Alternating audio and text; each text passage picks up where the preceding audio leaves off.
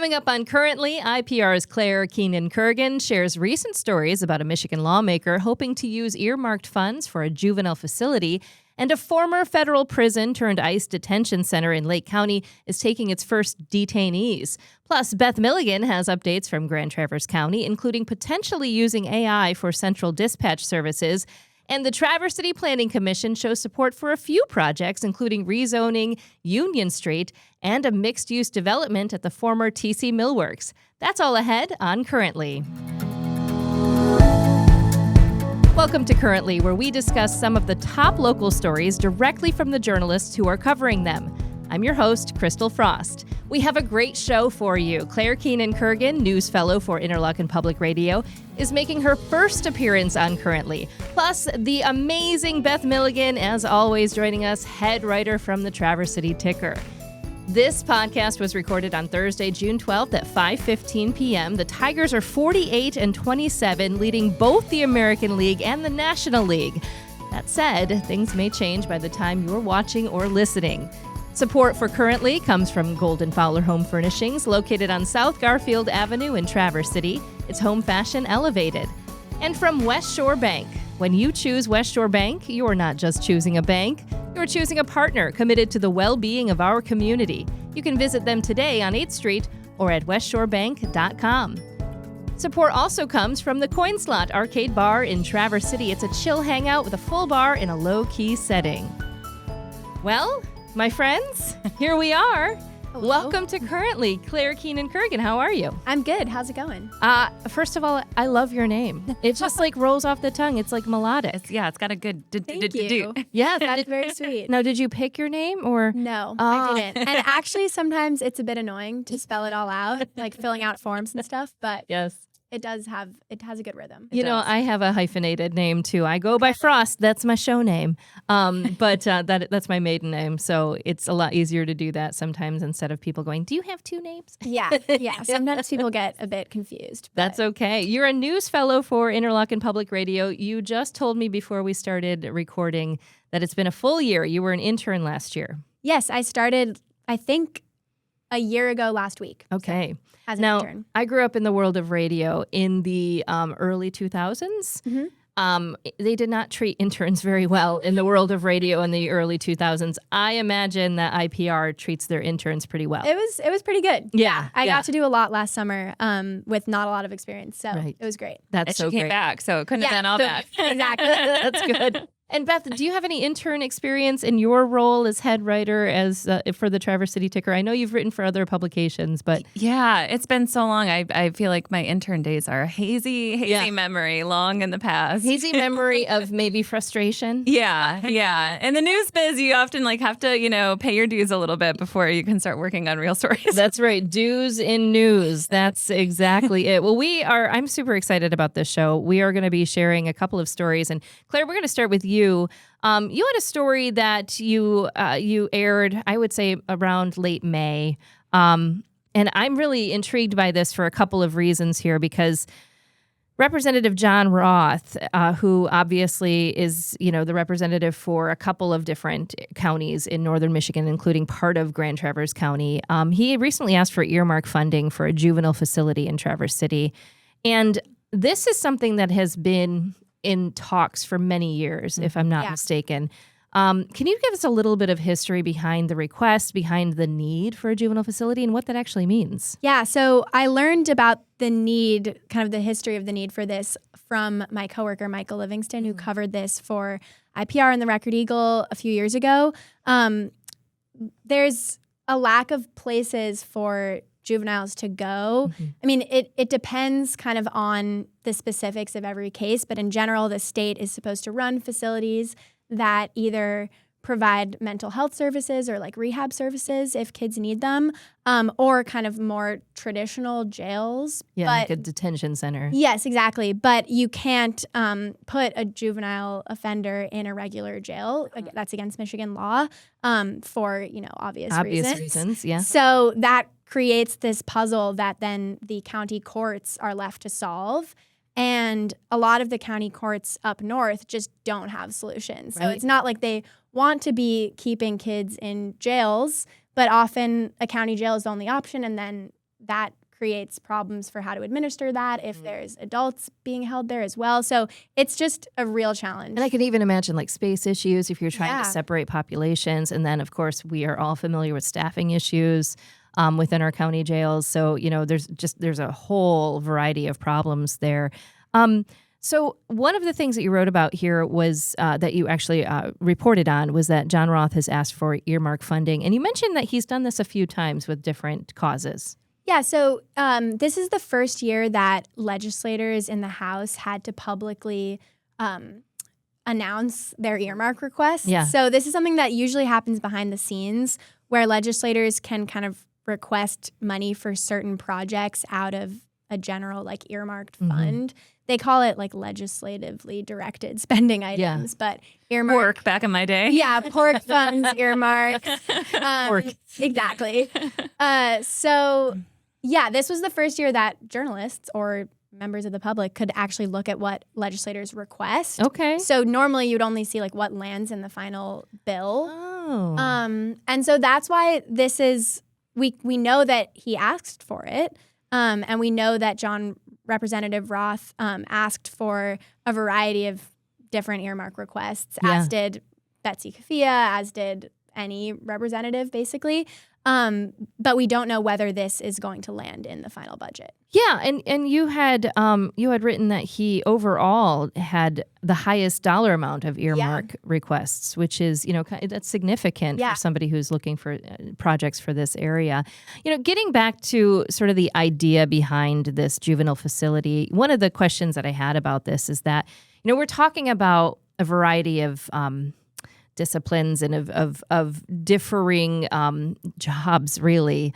Corrections, law enforcement, social service organizations, all of these sort of facets of the world are struggling to fill vacancies. And I'm wondering if this is approved, which we all know that there's a need. It's an obvious need.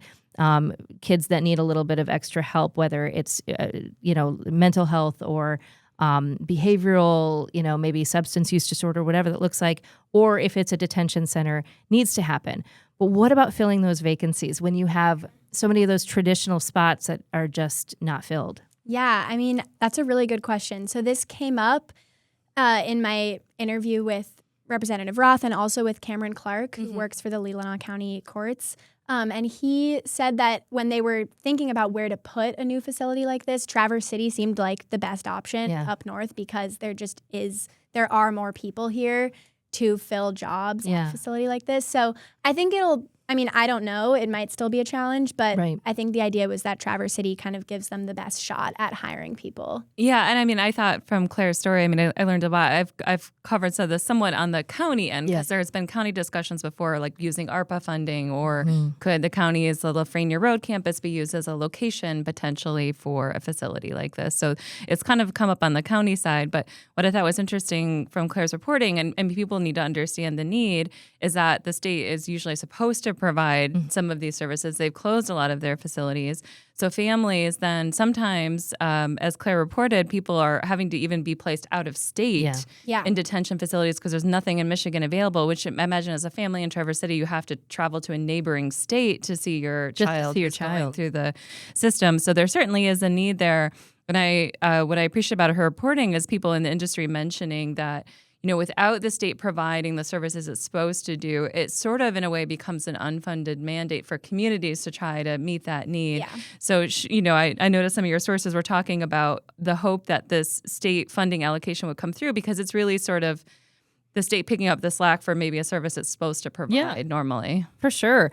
I'm wondering, too, about having worked in some of these areas, working in social work and working even on the corrections side, I think that there might be people who are maybe burned out in maybe the adult setting and wondering if they might want to go in and do some preventative work on a situation like that too, and then usher in a new sort of class, if you will, of people working more in adult corrections and things like that. I don't know. Maybe that's wishful thinking on my end. I think this facility is the plan for it. I haven't looked at the proposal, but from my conversations with the people involved, it seemed like this would focus more on mental health and like social services. Yeah. So that kind of, as you were saying, could be a different set of people or Yeah. Yeah. I think that's one thing that people who work in corrections often speak to is, the signs of the criminogenic behavior and, start earlier. There's a lot of opportunity, if you will, to prevent things and deter and intervene at certain times with mental health services or with other trauma-informed services that maybe will not lead them down the road to, going to an adult state-funded prison.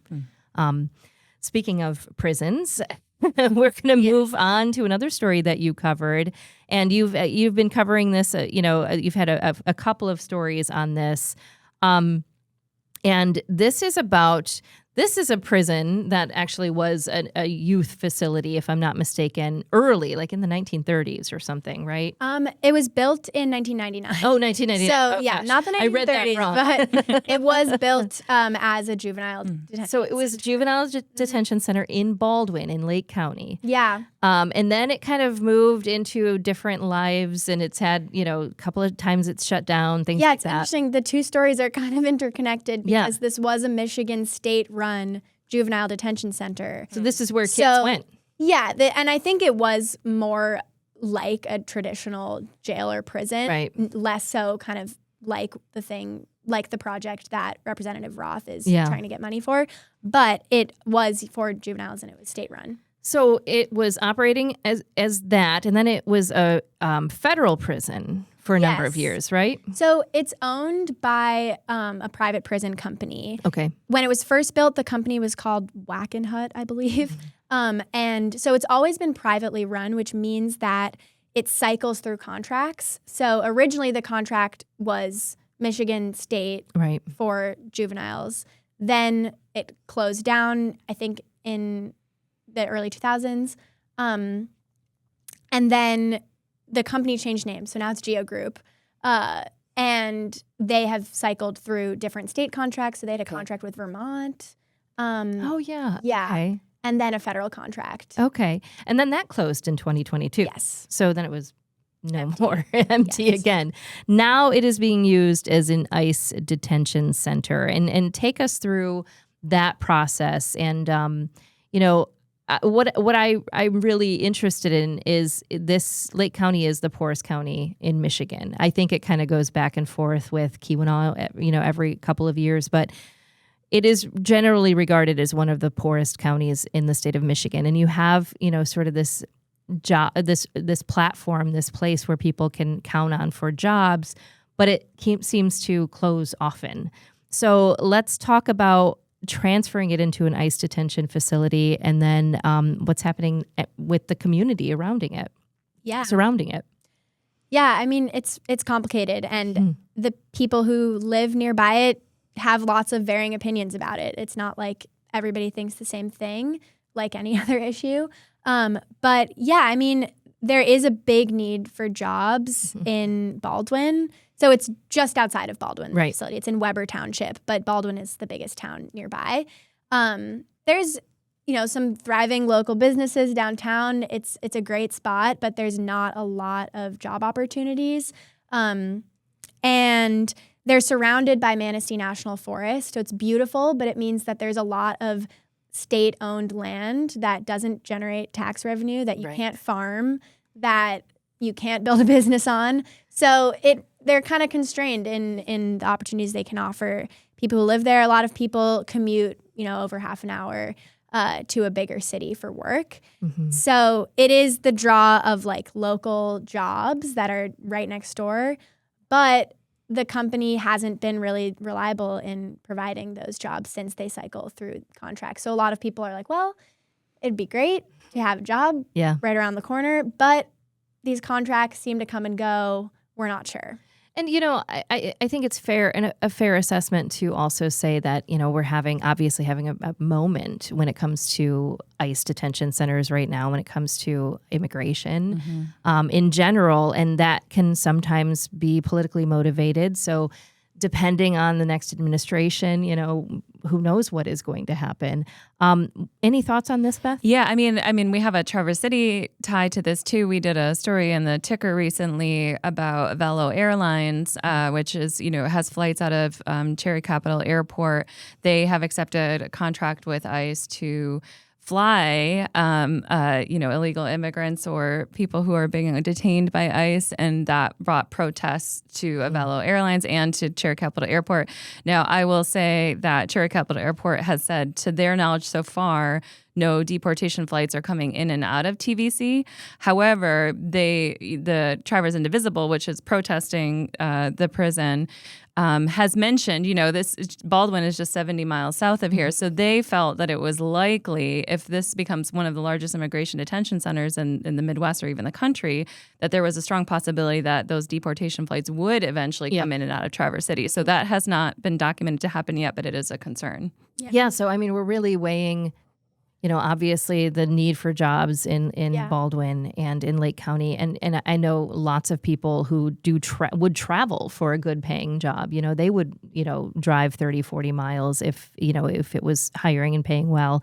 But at the same time, there's a lot of different conversations happening as well about how long this could last and what are the implications of this. 500 people, that's what the GEO group plans to hire, right? So that is what I was told by Michigan Works, which is a workforce development agency run by the state of Michigan.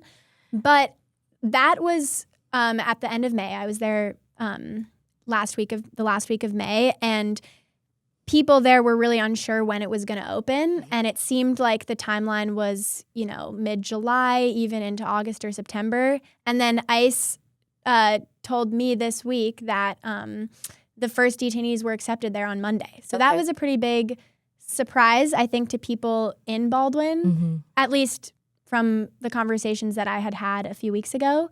So it's unclear, how many people they would have hired in that short time span. Yeah, very interesting. And again, kind of going back to what we were talking about with jobs in corrections in general, I think it's hard. We have state-run Michigan prisons that are having a hard time keeping people.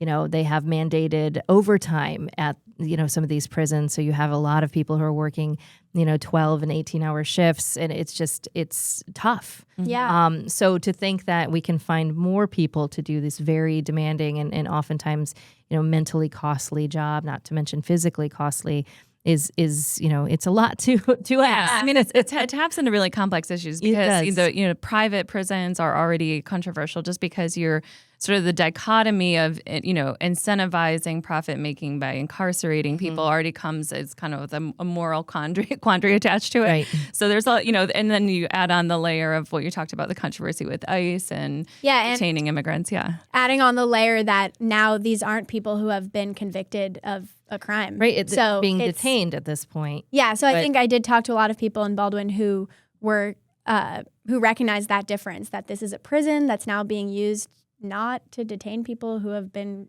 convicted It's of a crimes. holding It's center. really. And I think people did have concerns about that. Yeah, I think those are very legitimate concerns. So you'll be keeping us up to date on that story, and thank you. If anyone wants to read about either of these stories, it's super easy to find all of the latest news at interlochenpublicradio.org. You can just click on IPR News. They have a tab that literally says latest local and Michigan news. We're going to take a quick break, and we'll be back with more stories from Beth Milligan from the Traverse City Ticker.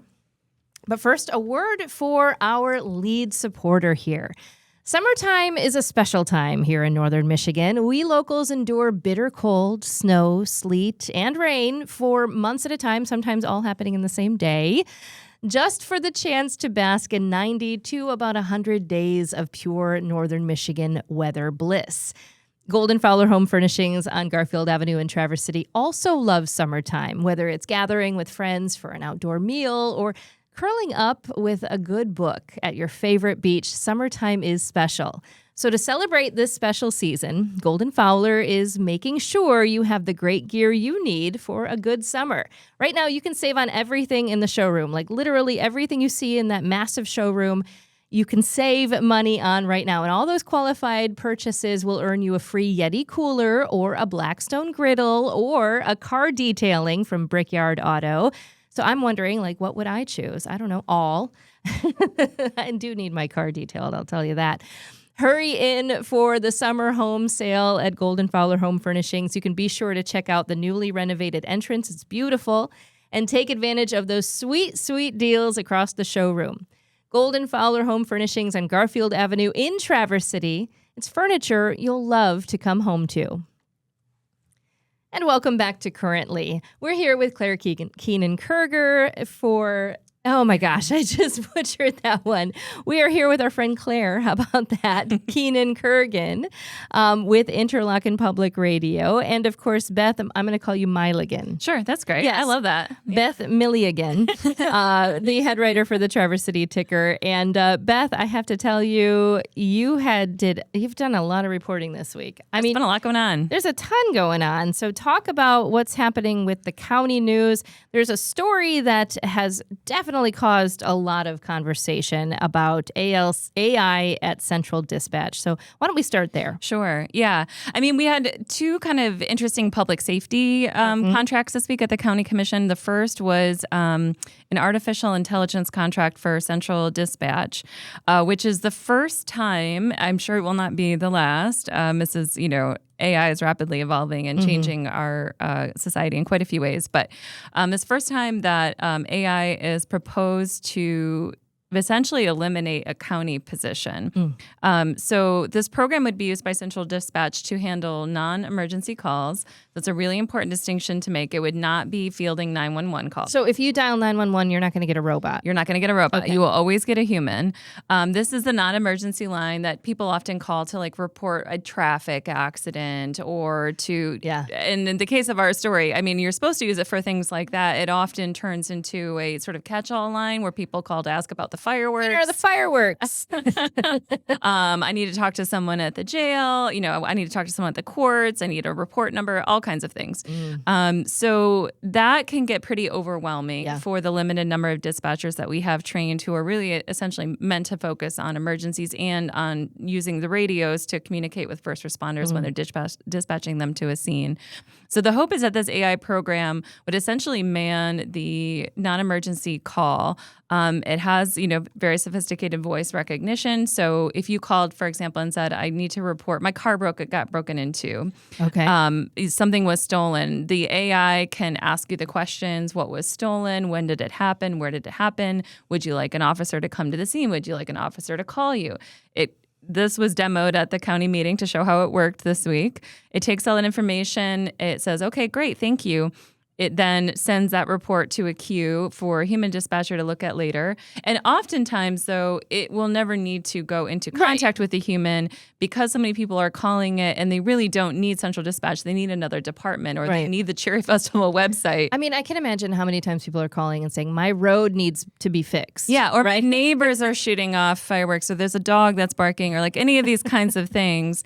The AI is supposed to either route them to the right location or take information. And it's also trained because sometimes people call the non-emergency line and they do have an emergency or a call gets more serious over the course of a call. Maybe they see something suspicious going on and then it turns into something serious. The AI can use its software to both detect certain keywords. So if you say, someone seems passed out or I might need an ambulance, it'll automatically kick that to a human. It can also sense human distress and emotion, elevated emotional levels. In your voice? In your voice. So if you're starting to talk higher or, yelling or any number of things, it will kick that to a human. Did it just hear my distress? Wow, my voice?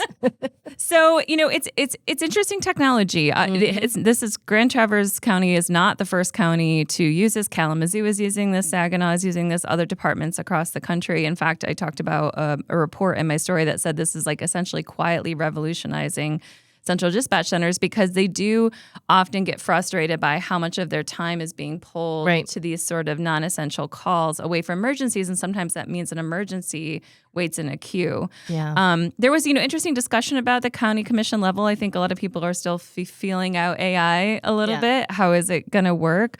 It's not going to be replacing a job like where someone's going to be fired. It's an unfilled position right now. That position will be eliminated to pay for the contract, which is about $70,000 a year. Yeah. They're going to hopefully, on their end, they said hopefully deploy it this summer to start testing it out during their peak busy season. And then they'll come back in the fall and give a report to the commission. They do have an option in the first year. And Aurelian, which is the company that provides the service, said, you're probably going to know in the first year if it works for you or not, if you like it. If they don't like it, they can cancel it and get a prorated refund and be done with the contract. So I'm wondering, though, I think that there are a lot of people who are just calling 911 still, not the non-emergency line. And do the dispatchers, will they then be able to go, kick it to AI? Yes. Okay.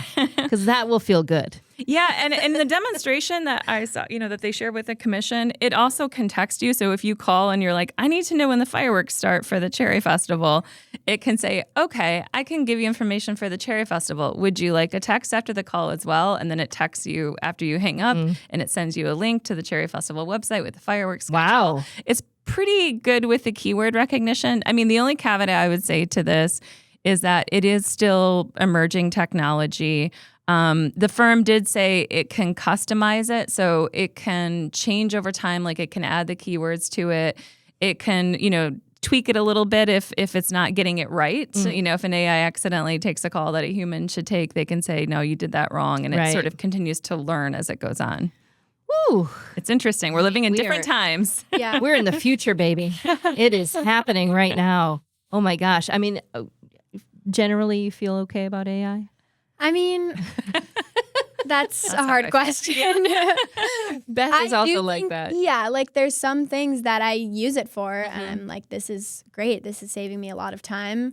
So I guess on an individual level, sometimes it's good. Not at my job. Right. I would say journalists usually have mixed feelings about it. In my personal life. Yeah. Right. But Google has started to use like an AI summary too, and so I think people are using it even if they don't know. It's embedded in Facebook. It's embedded in a lot of things. Yeah. And then the other thing I'll just briefly mention, the other public safety contract was just the ORV program. So the sheriff's department for the last decade used to have an ORV program, so be able to patrol like trails where like with off-road vehicles where ATVs were going. That program was eliminated over a decade ago, but in that ensuing decade, ORV use has really skyrocketed in popularity, including here in northern Michigan.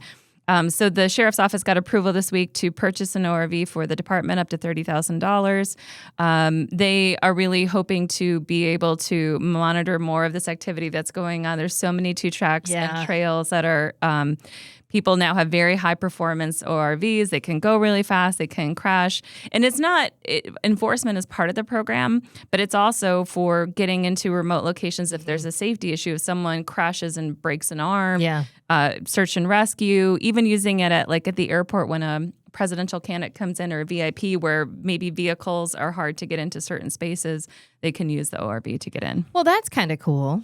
I like so, the but sheriff's it won't office be like certainly think so. Yeah, going around, Boardman Trail or something like that. I mean, it wouldn't be the trails where we think of like jogging trails. No, it's where the ORV traffic is. Yeah, yes. It's harder to get to. Yeah. Yes. Okay, love that. All right, Beth, you have another story here about what the city, the planning commissioners for the city of Traverse City, and they are approving some very interesting things as well, like the Mill District. I mean, first of all, I want to live at the Mill District. It just sounds like a really quaint, cool place to live. It could be. It's a significant project. It's on Boardman Lake. It's where the TC Millworks property used to be on Woodmere Avenue. And it is kind of like where by Square Deal Country Stores, if folks know that area. So this project is Tim Pulliam of Keen Technical Solutions and his partners are building a mixed-use development on that site. So it would be one commercial building, which would be sort of what they're calling an adventure hub. Oh. It will be the new future home of Brick Wheels, which has long been on 8th Street, but is going to be moving to this location by early 2027. That will be its new headquarters. Bike and paddleboard rentals, a cafe, restaurant, brewery space, and then the other 3 buildings would all be residential market rate units, so housing on the property as well. There's also going to be a new trail connection from Carver Street to the Boardman Lake Loop Trail, paving Sheffer Street there. So it's kind of redeveloping that whole area. Mm-hmm. There is some hope, I think, one, that it will provide another stop along the Boardman Lake Loop Trail. If you're, popping around to Filling Station or Right Brain or Logan's Landing, here's another spot to come and, rent a bike if you want to check out the trail. But also there's the talk about future redevelopment along Woodmere. Square Deal Country Store might also eventually retire and sell that property. And, Tim Pulliam has said maybe this development will be kind of a model for future growth along Boardman Lake that's thoughtful and meant to be sort of community focused. I'm just saying, I love any project that gives me a new district. Yeah. Like I'm just like, oh, sweet. We have the warehouse district. We have a couple of other districts in town, and now we'll have our mill district. So that project was approved by the Planning Commission this week. It still needs to go to the City Commission for final approval. And then the other one that I'll briefly just mention is the rezoning of 2 blocks on Union Street, the 300 and 400 blocks, which are between 6th and 8th Street. This rezoning will essentially allow a little more flexibility with density within the buildings. The building height limits would still be the same, but right now there's some restrictions on what can kind of go in those buildings. It's hard to develop them. Sean Winter, the city planning director, has said there's so many buildings now that aren't even in compliance with the zoning code that if like a tornado came through today in Old Town, it could not even be rebuilt the way that it is now. Right. Yeah. So it's not even matching the current zoning code. So they're just trying to get the zoning a little more in line with what's there and what kind of growth they want to see in Old Town. So again, that was one that was approved by the Planning Commission that now will go to the City Commission to approve that rezoning. You mean in the Old Town District? In the Old Town District. Another district. Out there. I love some district. I mean, that's cool. Anybody, is anybody opposed to this at this point? Honestly, like it. And it's been talked about for several years. So they're finally kind of moving forward with it. It's supported by the city's new master plan. Multiple business owners in that block submitted letters of support for it. The hope is that the rezoning, and this is kind of the reason it's come back to the forefront, is there's a development plan for the 400 block of Union Street that would be a ground floor commercial and a bunch of apartments on the upper floor or condos, residential units. So that project could move forward if the rezoning is approved. All right. I mean, I don't know. I mean, between the TC Millworks, new mill district and happenings in Old Town, I'm like, wow. Yeah. We're just growing We're up. in the currently district here. Yes, we are. And Front Street in the studio. Currently district and, our 150 square feet. Yeah. That's exactly it. Well, before we say goodbye for the week, I have to ask you both what you're looking forward to in the coming week. Beth, do you want to go first? Sure. I'm going to do one fun one and one informational one. There's a sold out show on Saturday at the Bay Theater where I volunteer with John Primer, who is a blues legend, just a Hall of Fame icon, sold out. So if you don't have tickets, I'm sorry. But we will be announcing at that show the new fall season of Live at the Bay. So stay tuned for that. But the other one I just want to plug, because there was the first confirmed case of measles since 2019 in Grand Traverse County this week, is that today, Friday, when the show's coming out, there is a measles walk-in clinic at the health department. I just feel like I got to get it out there because measles is so contagious. Mm-hmm. It's not something we like to see in the community. So from 8:30 to 11:30 and 1 to 4 today at the health department, if you're not vaccinated or want to get your kids vaccinated, you can walk in and get the measles vaccine. It's free. All right. And I promise you, I'm just coughing right now. Is it the measles? Me mentioning the measles? I'm vaccinated. No, I love it. How about you, Claire? Anything interesting? I mean, this is more of a personal one, but my friend is visiting from Milwaukee, and she's taking the ferry across the lake. Yes, Badger, exactly. The filthy scow. That's what we call him. So I will be picking up a friend from the SS Badger, which is exciting. Oh, that's so cool. Yeah, if you haven't been on the Badger, it's a scene. I love it. I learned it's 4 hours long. 4 hours? Which is quite the journey, cards, but very cool. Can get a little rocky out there. But this is also the time of the year where it's so fun to have your friends visit in northern Michigan and show show them around. Yeah. Yeah, a good excuse to go to Ludington as well. Absolutely love it. Well, I have a personal one too. I have to say my niece Jasmine turned 16 on Wednesday. And I don't know, I have adult children, but there is something about my little niece becoming 16 that I'm like, what is happening in my life? And we're having a 16th birthday party, and she refuses to call it a sweet 16 or anything like that. She's just like, no, that's not happening. But it just made me kind of think back to my 16th birthday, and it was like full of hope and promise, and you're like, I can drive and I can do these things, and then I can't really do anything. Right? I don't know. You're still downhill 16. from there. You're still 16. Yeah, Beth is like, that's when I realized the responsibilities of an adult. Yeah. Well, happy birthday to Jasmine, and yeah, I'm excited to celebrate with her too. Yeah. All right. Thanks to Beth Milligan and Claire Keenan-Kurgan for another wonderful show. We are back next Friday. Be sure to subscribe to the show on all the platforms at crystalfrost.com. Super easy to do that. You can follow us on social media. Just look for Currently with Crystal Frost and subscribe to Currently with Crystal Frost wherever you get your podcasts. Super easy to do. You can also watch the full show on YouTube and Facebook. Currently is a Compass Local podcast produced by Pancake Boy Productions. Big thanks to our lead supporter, Golden-Fowler Home Furnishings, in addition to the wonderful West Shore Bank and the Coin Slot. And speaking of the Coin Slot, they have live music all weekend, Thursday, Friday, Saturday. And there is a band called Dude Man Sir that is playing, which sounds deeply masculine. It does. Yeah. Dude Man Sir. Okay, let's go check that out. Yes, let's do it. All right, we'll see you next week.